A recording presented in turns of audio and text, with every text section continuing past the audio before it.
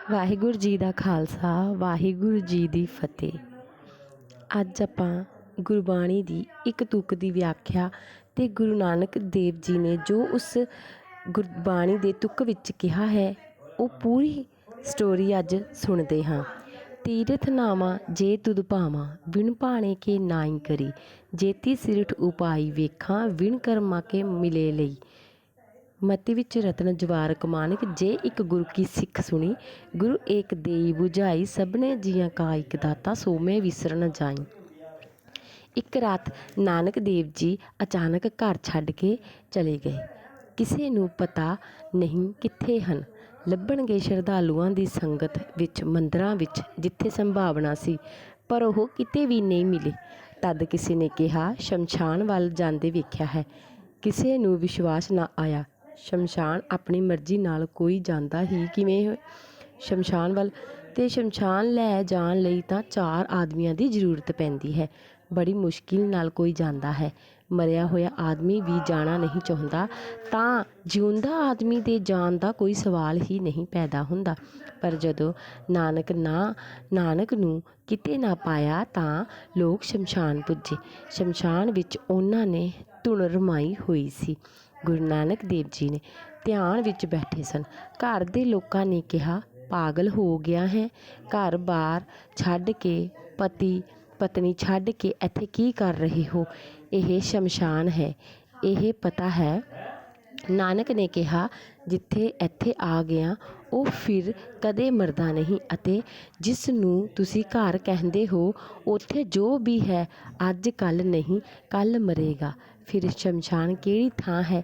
ਜਿੱਥੇ ਲੋਕ ਮਰਦੇ ਹਨ ਉਹ ਸ਼ਮਸ਼ਾਨ ਹੈ, ਜਾਂ ਜਿੱਥੇ ਲੋਕ ਕਦੇ ਨਹੀਂ ਮਰਦੇ ਉਹ ਸ਼ਮਸ਼ਾਨ ਹੈ? ਅਤੇ ਫਿਰ ਜਦ ਇੱਕ ਦਿਨ ਇੱਥੇ ਹੀ ਆ ਜਾਣਾ ਹੈ ਤਾਂ 4 ਆਦਮੀਆਂ ਦੇ ਮੋਢੇ 'ਤੇ ਚੜ੍ਹ ਕੇ ਕਿਉਂ ਆਉਣਾ? ਸੋਭਾ ਨਹੀਂ ਦਿੰਦਾ। ਮੈਂ ਆਪੇ ਹੀ ਟੁਰ ਆਇਆ ਹਾਂ। ਇਹ ਘਟਨਾ ਬਹੁਤ ਮਹੱਤਵਪੂਰਨ ਸੀ। ਜੋ ਹੋਣਾ ਸੀ ਉਸ ਦੇ ਨਾਲ ਨਾਨਕ ਦਾ ਟਕਰਾਓ ਨਹੀਂ ਸੀ। ਜੋ ਹੋਣਾ ਹੈ ਉਸ ਦਾ ਸਵੀਕਾਰ ਹੈ।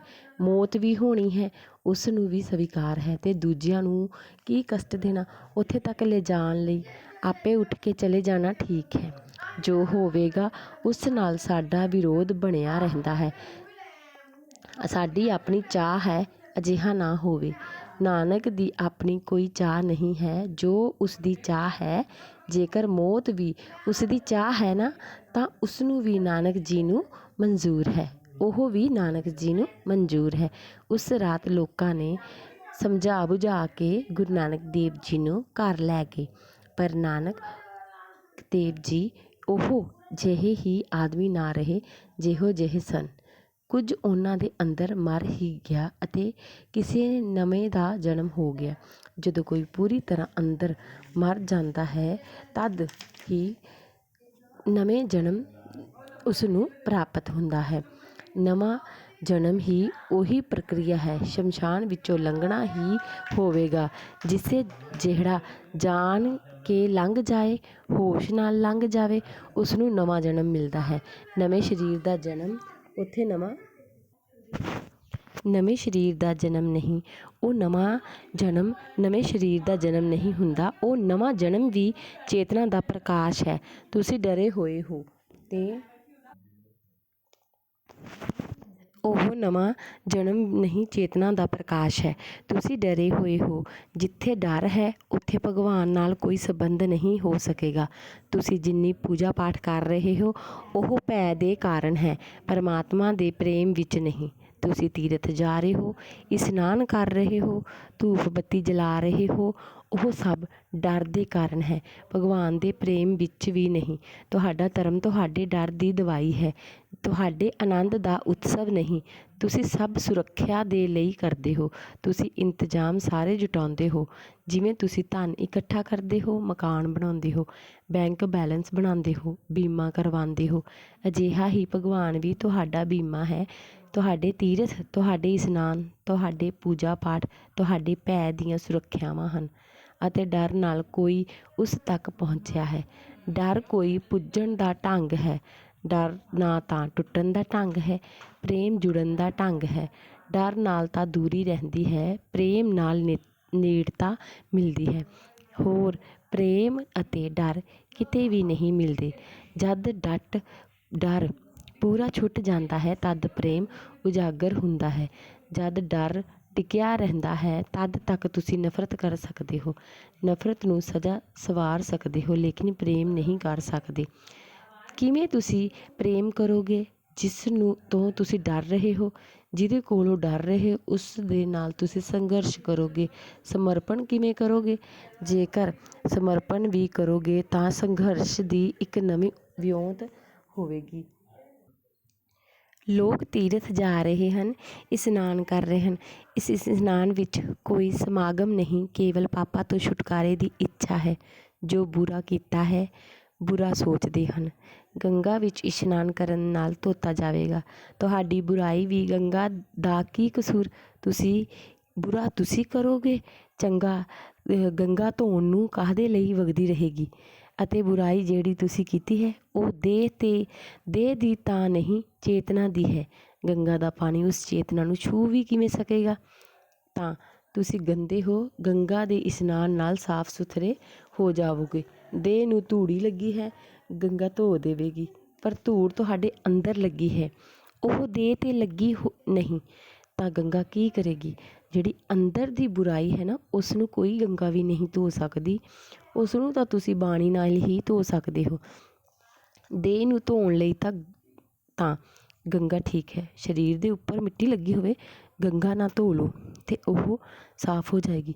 ਪਰ ਅੰਦਰ ਵਾਲੀ ਆਤਮਾ ਨੂੰ ਧੋਣ ਦਾ ਉਹ ਉਪਾਅ ਨਹੀਂ, ਕੋਈ ਹੋਰ ਗੰਗਾ ਲੱਭਣੀ ਪਵੇਗੀ। ਪੁਰਾਣੀ ਕਥਾ ਹੈ ਕਿ ਇੱਕ ਗੰਗਾ ਤਾਂ ਧਰਤੀ ਉੱਤੇ ਵਗਦੀ ਹੈ ਅਤੇ ਇੱਕ ਗੰਗਾ ਸਵਰਗ ਵਿੱਚ। ਤੁਹਾਨੂੰ ਸਵਰਗ ਦੀ ਗੰਗਾ ਲੱਭਣੀ ਪਏਗੀ, ਕਿਉਂਕਿ ਧਰਤੀ ਦੀ ਗੰਗਾ ਸਰੀਰ ਨੂੰ ਛੂਹੇਗੀ, ਧਰਤੀ ਦੀ ਗੰਗਾ ਸਰੀਰ ਤੱਕ ਉਸਦੀ ਪਹੁੰਚੇਗੀ। ਸਵਰਗ ਦੀ ਗੰਗਾ ਤੁਹਾਨੂੰ ਛੂਹੇਗੀ, ਤੁਹਾਨੂੰ ਧੋ ਦੇਵੇਗੀ, ਪਰ ਸਵਰਗ ਦੀ ਗੰਗਾ ਤੁਸੀਂ ਕਿੱਥੋਂ ਲੱਭੋਗੇ ਅਤੇ ਕਿੱਦਾਂ ਲੱਭੋਗੇ? ਇਹ ਸੂਤਰ ਸਵਰਗ ਦੀ ਗੰਗਾ ਦੀ ਭਾਲ ਦੇ ਲਈ ਕਹੇ ਗਏ ਹਨ। ਜੇਕਰ ਮੈਂ ਉਸ ਨੂੰ ਚੰਗਾ ਲੱਗਾ ਹਾਂ, ਮੈਂ ਤੀਰਥ ਵਿੱਚ ਇਸ਼ਨਾਨ ਕਰ ਲਿਆ, ਉਸ ਨੂੰ ਚੰਗਾ ਲੱਗਣਾ, ਸਵਰਗ ਦੀ ਗੰਗਾ ਨੂੰ ਲੱਭ ਲੈਣਾ ਹੈ। ਉਸ ਨੂੰ ਚੰਗਾ ਲੱਗਣਾ ਬੜਾ ਡੂੰਘਾ ਸੂਤਰ ਹੈ। ਇਸ ਨੂੰ ਸਮਝ ਦੀ ਥੋੜ੍ਹੀ ਕੋਸ਼ਿਸ਼ ਕਰੋ। ਇੱਕ ਤਾਂ ਤੁਸੀਂ ਉਸ ਨੂੰ ਚੰਗੇ ਲੱਗੋਗੇ ਜਦ ਤੁਸੀਂ ਉਸ ਦੇ ਵਿਰੋਧ ਵਿੱਚ ਨਹੀਂ ਖੜੋਗੇ। ਤੁਸੀਂ ਉਸ ਨੂੰ ਤਦ ਹੀ ਲੱਗੋਗੇ ਜਦ ਤੁਸੀਂ ਪੂਰੀ ਤਰ੍ਹਾਂ ਠੀਕ ਉਸ ਦੇ ਵਿੱਚ ਲੀਨ ਕਰ ਦਿੱਤਾ ਜਾਵੋਗੇ। ਤੁਸੀਂ ਉਸ ਨੂੰ ਤਦ ਹੀ ਚੰਗੇ ਲੱਗੋਗੇ ਜਦ ਤੁਹਾਡਾ ਕਤਰਾ ਭਾਵ ਮਿਟ ਗਿਆ। ਪਰਮਾਤਮਾ ਕਰਤਾ ਹੈ, ਤੁਸੀਂ ਨਿਮਿਤ ਹੋ, ਬਸ ਤੁਸੀਂ ਭਾ ਜਾਓਗੇ। ਤੁਹਾਡੇ ਅੰਦਰ ਪਰਮਾਤਮਾ ਦੀ ਧੂਣੀ ਵੱਜਦੀ ਰਹੇਗੀ। ਇਸੇ ਤਰ੍ਹਾਂ ਤੁਸੀਂ ਕੀਤਾ ਹੈ ਤੁਹਾਡਾ ਜਨਮ, ਤੁਹਾਡਾ ਜੀਵਨ, ਨਾ ਤੁਹਾਡੀ ਮੌਤ। ਉਹ ਕੀ ਕਰ ਰਿਹਾ ਹੈ? ਪਰ ਵਿਚਕਾਰਲੇ ਅੰਤਰੇ ਵਿੱਚ ਤੁਸੀਂ ਆਪਣੇ ਕਰਤਾ ਹੋਰ ਭਾਵ ਇਕੱਠਾ ਕਰ ਲੈਂਦੇ ਹੋ। ਜਿਹੜਾ ਕਰਤਾ ਦਾ ਭਾਵ ਹੈ, ਫਿਰ ਉਹ ਪਾਪ ਕਰੇ ਤਾਂ ਵੀ ਪਾਪੀ, ਪੁੰਨ ਕਰੇ ਤਾਂ ਪੁੰਨ। ਤੁਸੀਂ ਗਲਤੀ ਵਿੱਚ ਹੋ। ਕਰਤਾ ਹੋਣਾ ਪਾਪ ਹੈ, ਅਕਰਤਾ ਹੋਣਾ ਪੁੰਨ ਹੈ। ਜੇਕਰ ਪੁੰਨ ਕਰਦੇ ਹੋਏ ਤਾਂ ਇੰਨੀ ਵਾਰ ਤੀਰਥ ਗਿਆ, ਕਾਸ਼ੀ ਗਿਆ, ਹੱਜ ਗਿਆ, ਹਾਜੀ ਹੋਇਆ, ਇਹ ਤੁਸੀਂ ਕਿੰਨੀ ਕਹੋਗੇ ਮੈਂ ਕੀਤਾ, ਸਭ ਪਾਪ ਹੋ ਗਿਆ। ਇਸ ਲਈ ਪਾਪ ਦਾ ਸੰਬੰਧ ਕਰਮ ਨਾਲ ਨਹੀਂ, ਭਾਵ ਨਾਲ ਹੈ। ਤੁਸੀਂ ਜੇਕਰ ਅਕਰਤਾ ਭਾਵ ਨਾਲ ਕਰ ਰਹੇ ਹੋ ਤਾਂ ਜਗਤ ਵਿੱਚ ਕੋਈ ਵੀ ਪਾਪੀ ਨਹੀਂ। ਜੇਕਰ ਤੁਸੀਂ ਕਰਤਾ ਭਾਵ ਨਾਲ ਕਰ ਰਹੇ ਹੋ ਤਾਂ ਇਸ ਜਗ ਵਿੱਚ ਸਭ ਕੁਝ ਪਾਪੀ ਹੈ।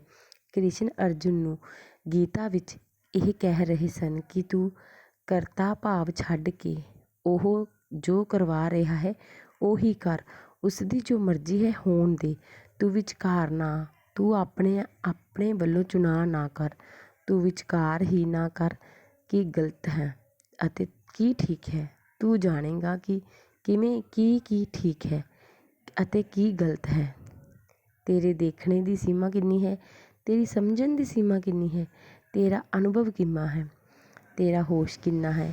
ਤੂੰ ਇਸ ਛੋਟੇ ਜਿਹੇ ਦੀਵੇ ਨਾਲ ਦੇਖਣ ਦੀ ਕੋਸ਼ਿਸ਼ ਕਰ ਰਿਹਾ ਹੈ। ਇਸ ਦੀ ਰੋਸ਼ਨੀ ਦਾ 4 ਫੁੱਟ ਬਹੁਤ ਦੂਰ ਨਹੀਂ ਪੈਂਦੀ। ਜੀਵਨ ਦਾ ਪਸਾਰ ਅੰਤਰ ਹੈ।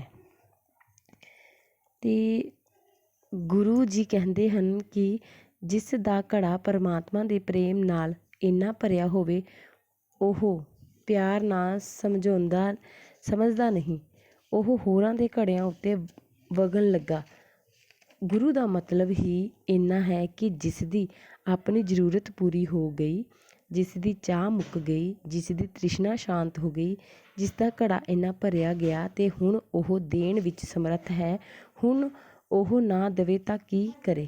ਜਿਵੇਂ ਬੱਦਲ ਜਦ ਭਰ ਜਾਂਦੇ ਨੇ, ਪਾਣੀ ਦਾ ਵਰੇਗਾ, ਜਦ ਫੁੱਲ ਭਰ ਜਾਏਗਾ ਖੁਸ਼ਬੂ ਨਾਲ ਖੁਸ਼ਬੂ ਮਹਿਕੇਗੀ। ਇਸੇ ਤਰ੍ਹਾਂ ਜੀਵਨ ਹੈ, ਜੋ ਕਰਮ ਕਰਾਂਗੇ ਉਹੀ ਹੋਣਗੇ। ਤੀਰਥਾਂ 'ਤੇ ਜਾ ਕੇ ਪਾਪ ਦੇ ਸੌਦੇ ਜਾਂ ਪੁੰਨ ਦੇ ਸੌਦੇ ਨਹੀਂ ਹੁੰਦੇ।